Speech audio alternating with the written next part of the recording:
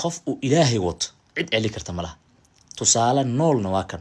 قف كاس أوجديد دارك عاد قشن الصعدة إنه حجيو وأمير أمير قصة يابلها قبست يسوي ليبي كصوبها وربعين تيسا ولا فيرفاي قري حقيق واي وحاسوق ليبا بق رسمي جاء حرمينك مركا maxaa dhacay amiir oo liibi ka soo baxay ayaa isaga iyo rakaabi kale la socday waxay ujeedkoodu ahaa inay yimaadaan Sacuudiga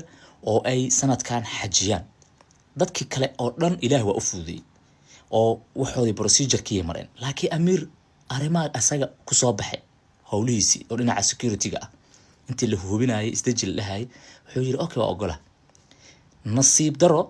dadkii oo dhan diyaaradii waa koreen bayloodkii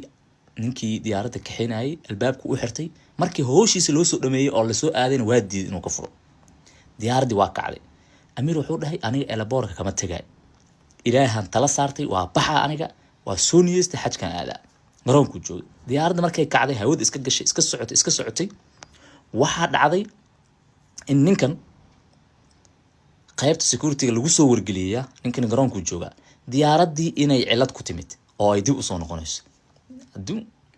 cimri qaadasho waa dib u soo laabatay diyaaradii markay soo laabatay garoonkay timid haddana bayloodkii waa diiday inuu albaabka ka furni karo oo uu raaco nag waa la kari waay diyaaradii waa kacday haddana markay haddana meel marayso meel mata isagana wuxuu leeyahay ilaahay aan tala saartay aniga waa taga waa soo xijinaa ilaahay ayaan tala saartay diyaaradda haddana waa soo hadashay mar labaad waxay dhahday ciladaan haysta bayloodkii iyo tiimkiisii dib ay u soo laabteen markaas labaad ayuu bayloodkii iyo dadkii kale ee diyaaradda maaragtay shaqaalaha kamid ahaa ee cabin crew la yiraahdo waxa ay go'aan ku gaareen bal in markan saddexaad aysan bixin ayaga oo ninkan qaadin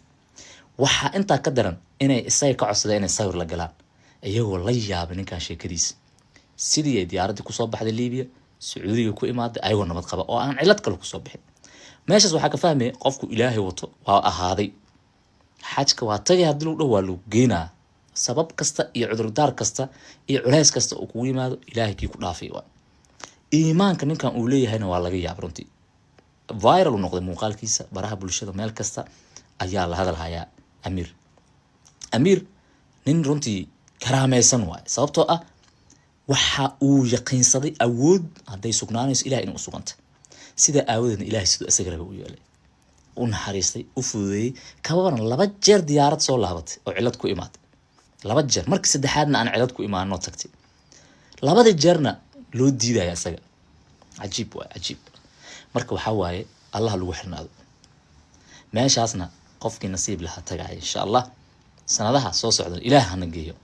waliba sanadkan waana dhaafay kan soo socda Ilaahay kuwii tagaa naga dhigo oo soo xaji